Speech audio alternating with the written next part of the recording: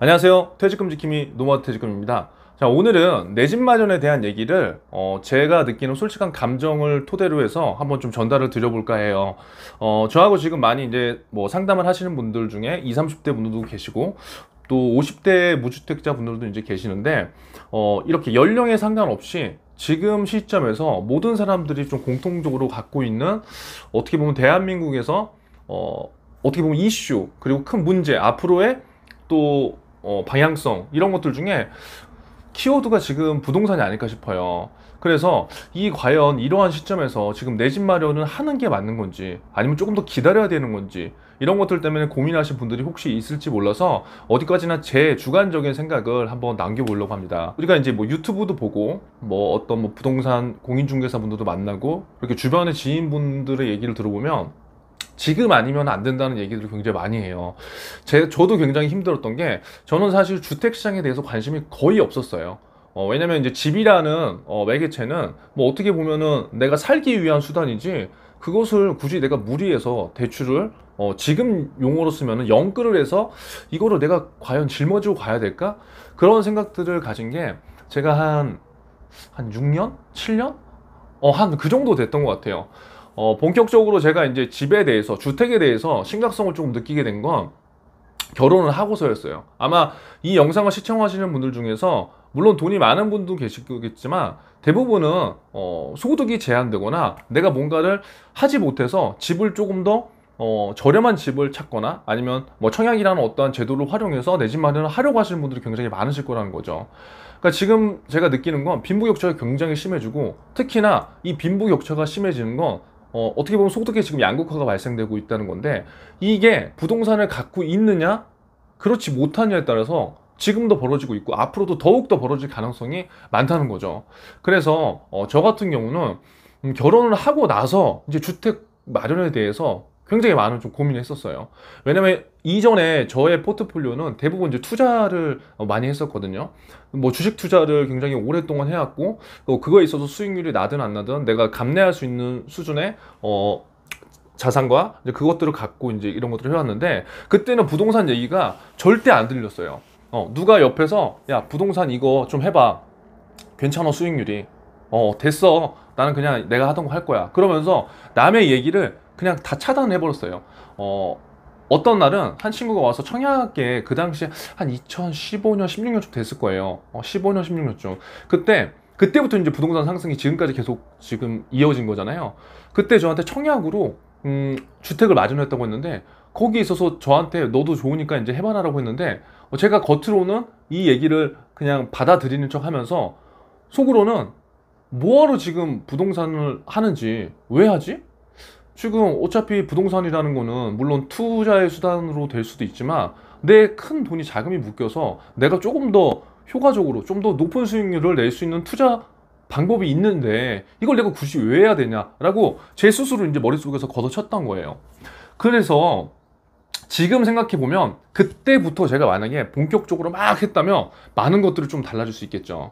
그러니까 제가 오늘 드리고 싶은 말씀은 부동산 투자를 해라 안 해라 그거보다 내가 갖고 있는 이 마인드, 그 마인드에 따라서 내가 투자를 시작할 수 있는 범위가 정해질 수 있는 거고, 그 범위에서 내가 얼마만큼 실행을 했느냐에 따라서 나의 결과물들이 앞으로 몇 년 안에 굉장히 많이 저는 달라질 수 있다고 생각을 해요. 그래서 제가 이제 지금 이제 고민하시는 분들 분명히 있을 거예요. 왜냐? 지금 2015년부터 계속해서 주택 가격은 상승하고 있고, 그리고 현재 이제 정권 들어서 26번의 부동산 대책으로 집값을 안정화시키려고 했지만 결국 그게 결과론적으로 보면 실패했거든요. 그러다 보니까 사람들의 심리적인 요소가 이제 굉장히 머리끝까지 차올랐던 거죠. 지금 내가 집을 마련하지 않으면 어떻게 해야 되냐, 평생 지금 집을 마련하지 못하겠다, 그러면서 영끌이라는 단어가 생기고 그걸로 인해서 우리가 막 뭔가 투자처를 찾고 있는데, 현실적으로 근로자면서 내가 영끌을 해서 대출을 지금 풀로 땡겨서 뭔가 서울에 있는 주택을 구매하는 거는 굉장히 저는 힘들 수밖에 없다고 생각해요. 그러면 이러한 시점에 일반인이, 물론 주택을 매매하는 방법들은 굉장히 다양하지만 일반인이 경매를 하고 공매를 하고 그리고 뭐 금매를 잡아서 그것들을 조금이라도 저렴하게 할 수 있다.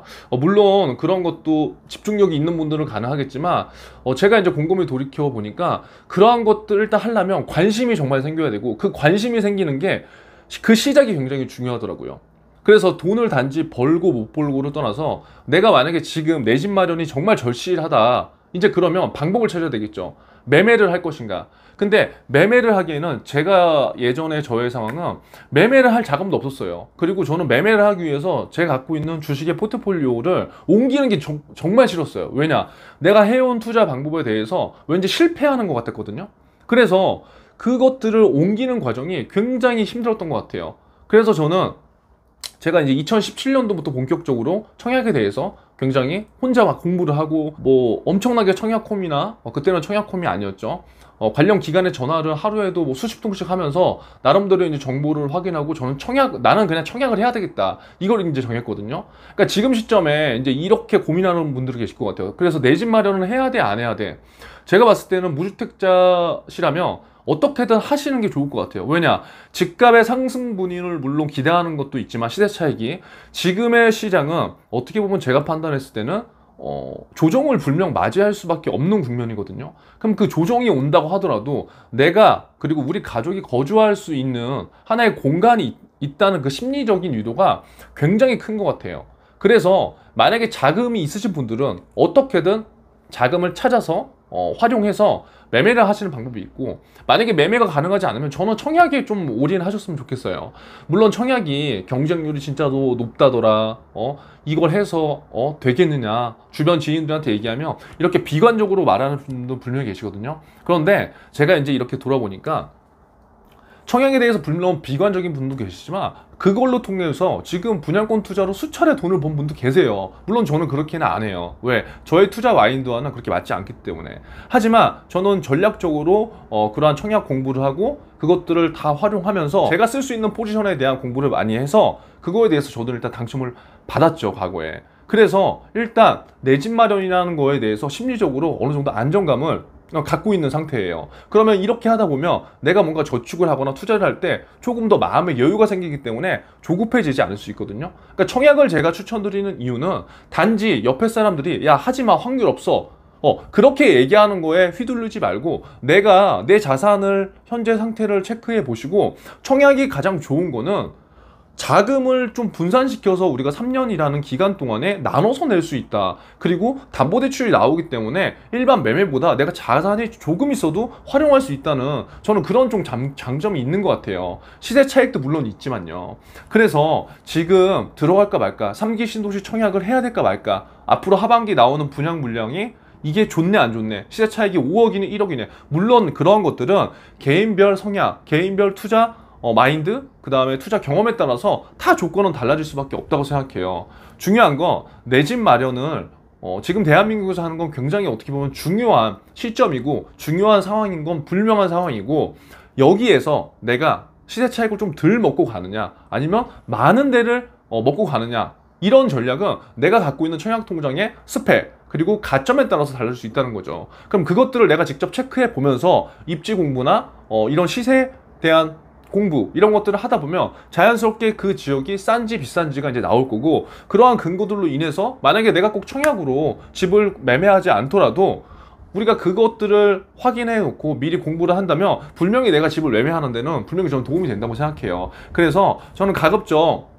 많은 분들이 부동산이라는 거에 있어서 굉장히 우리가 지금 스트레스 많이 받고 있기 때문에 이것에 해방되기 위해서는 내가 어느 정도 자산을 갖고 매매를 하던가, 그게 아니면 청약에 내가 진짜 좀 올인해서 내가 될 수 있는 방법을 찾으시는 게 저는 조금 더 좋다고 봅니다. 그래서 오늘 영상은 만약에 지금 내 집 마련을 위해서 정말 힘들게 노력하시는 분들이 계시는데, 무엇보다 스트레스가 진짜 엄청 받을 거예요. 스트레스를 해소하는 방법은 내 집 마련을 해야 되는 거잖아요. 그래서 아무쪼록 오늘 이 영상을 보시는 분들은 너무 무리하지 않게 내 집 마련 계획을 좀 세워보시고, 제가 봤을 때는 하반기나 아니면 3기 신도시 청약 제가 봤을 때 상당히 괜찮거든요. 그래서 그러한 부분들을 좀 활용하셔서 전략적으로 내 라이프 플랜에 맞게 내 집을 마련하는 계획도 좀 세워보셨으면 좋겠습니다. 아무쪼록 내 집 마련으로 스트레스 받으시는 분들 너무 스트레스 받지 마시고요. 다시 한번 청약부터 하나씩 점검해 보시면 좋을 것 같습니다. 감사합니다.